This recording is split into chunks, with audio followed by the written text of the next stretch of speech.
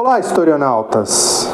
Eu sou o professor Rui e vocês estão na curva da história. Vem cá, olhando aqui na minha barba branca de profeta, vocês já se depararam com uma multidão ensandecida vindo na sua direção? Já presenciaram o encontro de duas torcidas organizadas rivais, dizendo palavras de ordem uma para a outra? Já estiveram no meio de uma multidão apoiando este ou aquele espectro político? Já observaram a defesa frenética de algumas pessoas e como ela se amplia nas multidões? Observando esse desenho aqui atrás da série The Chosen, é possível perceber que no cardume maior de peixes temos alguns peixinhos verdinhos que nadam na outra direção. Pois bem, historionautas, é sobre isso que iremos tratar hoje, sobre as multidões e como elas modificam o indivíduo. Fica aqui comigo, não vai embora não, na curva da história.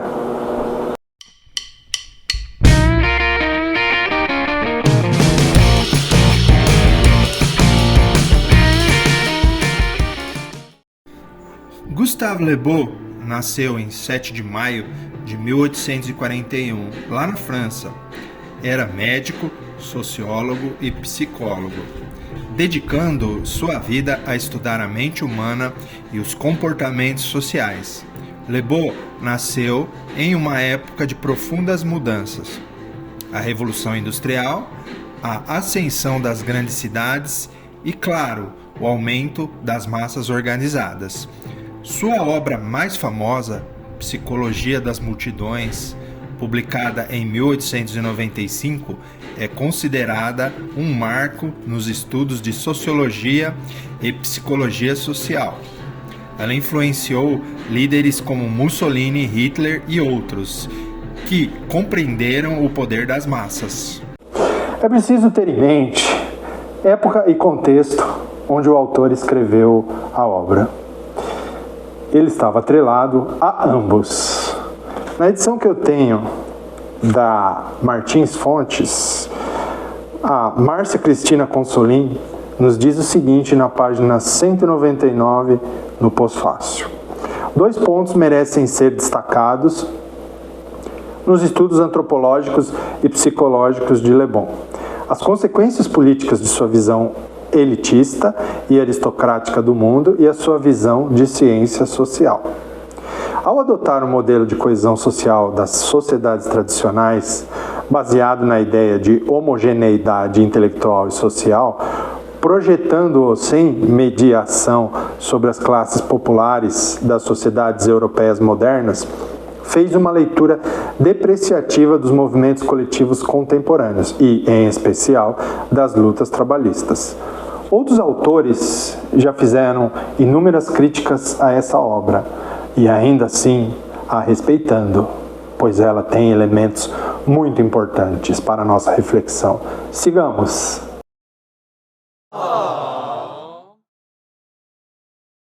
Le Bon escreveu esse livro em um período de instabilidade social, pois ele queria entender como as multidões se formavam e o que as levava a agir de forma tão irracional.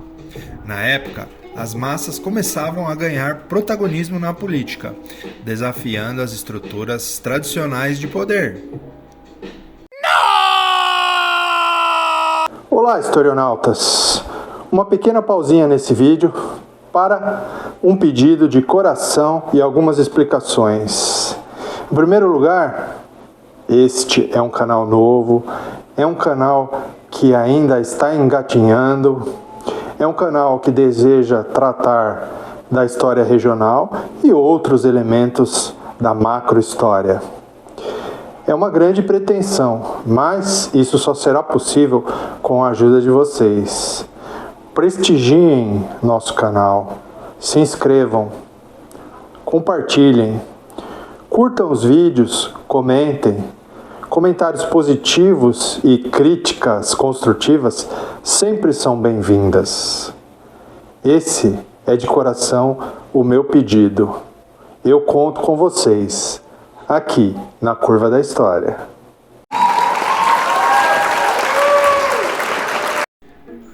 Agora vamos explorar os principais pontos do livro. Se liga neles.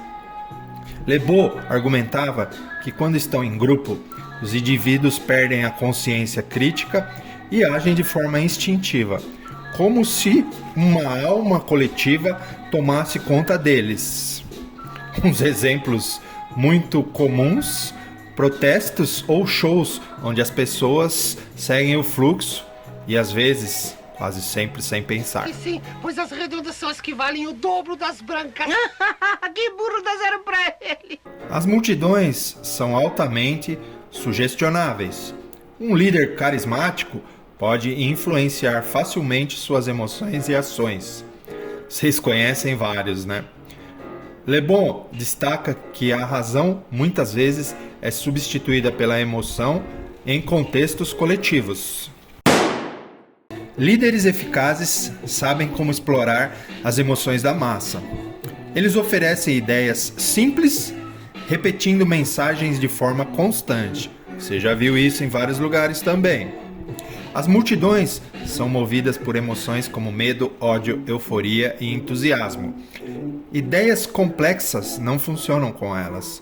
É preciso ser direto e tocar os sentimentos. Tá ficando claro para você? Ou ainda precisa desenhar? Yes! No meio de uma multidão, as pessoas se sentem anônimas.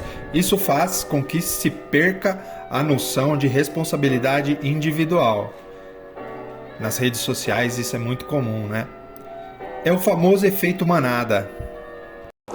Para sintetizar todas as ideias contidas nesse breve vídeo, eu lerei um trecho da obra de Gustave Le Bon.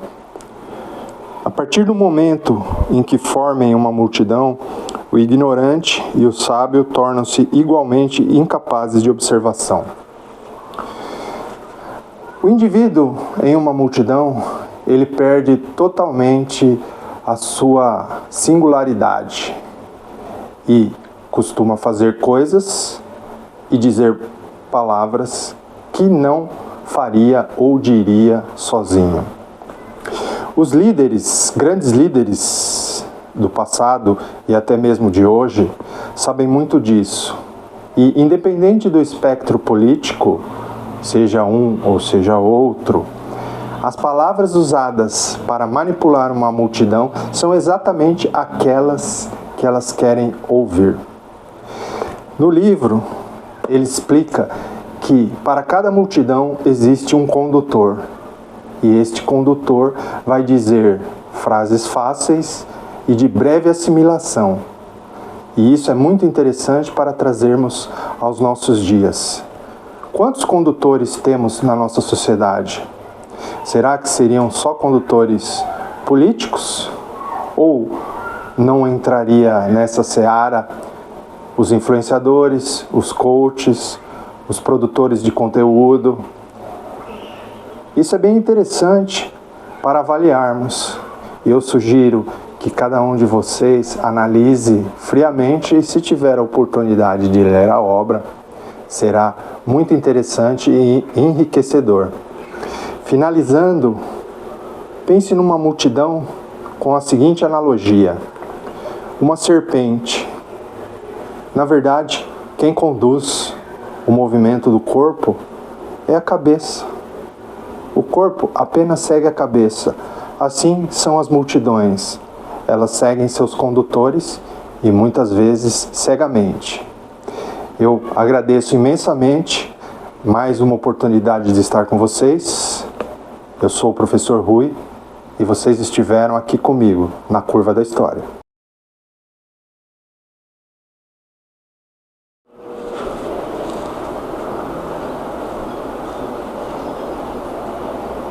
Olá, historionautas! Vocês estão na Curva da História. Caguei. Olá, historionautas! Eu sou o professor Rui Repare, a multidão maior dos peixinhos